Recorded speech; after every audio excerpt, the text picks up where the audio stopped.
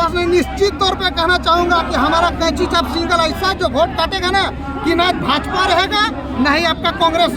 सबका शेयर पड़ा हुआ है, चलिए डायरेक्ट वे में इनडायरेक्ट वे में चल रहा है। ये सभी को पता है, पूरे बागमारा की जनता को पता है कि किस कंपनी में किसका कितना शेयर है। और इस बार वो मत से उनका प्रहार जो माताएं बहने जाते हैं हमारे भाई बंधु बनेंगे। आज भी इतना सारा बागमारा विधानसभा में रोजगार रहने के बावजूद पलायन कर रहे हैं, तो ये बहुत ही शर्मनाक बात है। और खास करके जो भी विधायक सांसद अपने आप को दिखाते हैं कि हम मजदूरों का मसीहा है, और हमें तो धरातल में बिल्कुल दिख नहीं रहा है। लड़ाई किससे होगी? हमारी लड़ाई दोनों दल से किसी की नहीं, हमारी एक एकतंत्र है। और टाइगर जयराम जी का जो विचारधारा है, हमें लग रहा है हम लोग से कोई टिकने वाले हैं इस विधानसभा में। तो वहाँ दो हैवी वेट प्रत्याशी हैं, एक तरफ जलेसर का है,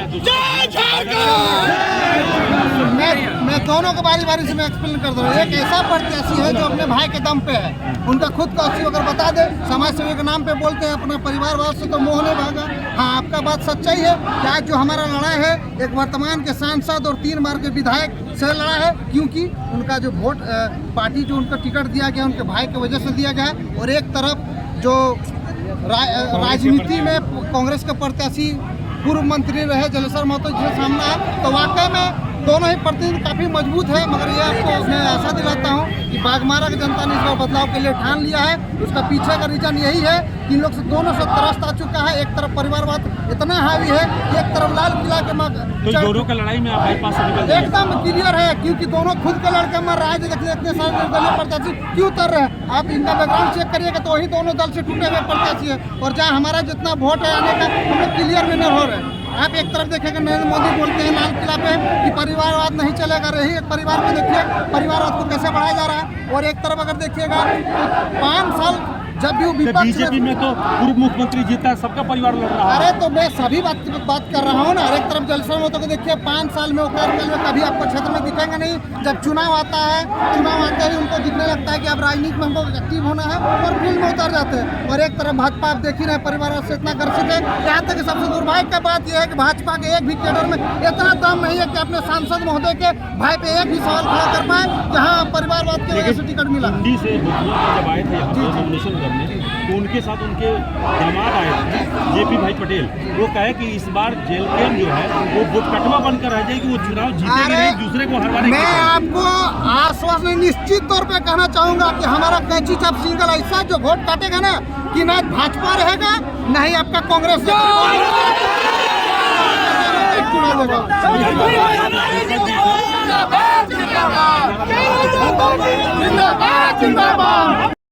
सबका शेयर पड़ा हुआ है, चलिए डायरेक्ट वे में इनडायरेक्ट वे में चल रहा है। ये सभी को पता है, पूरे बागमारा की जनता को पता है कि किस कंपनी में किसका कितना शेयर है। और इस बार वो मत से उनका प्रहार करके दिखाएंगे बागमारा की जनता।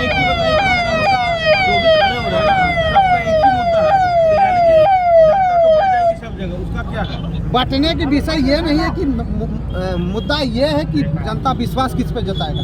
जनता इसीलिए विश्वास हम पे जताएगा कि आज बिना पद पावर में रहे हम लोग 3 साल से आंदोलन पे आंदोलन किए जा रहे हैं, सिर्फ एक आम पब्लिक जनभावनाओं के जुड़ने की वजह से। और बाकी अब नेताओं को देखिए, चुनाव का समय आता है तब राजनीति करते हैं और अपने मुद्दे को सिर्फ मुखर होकर बोलते हैं, पर हम लोग ने ग्राउंड में करके दिखाया है। बागमारा की जनता को आप क्या संदेश देना चाहेंगे? बागमारा की जनता को मैं स्पष्ट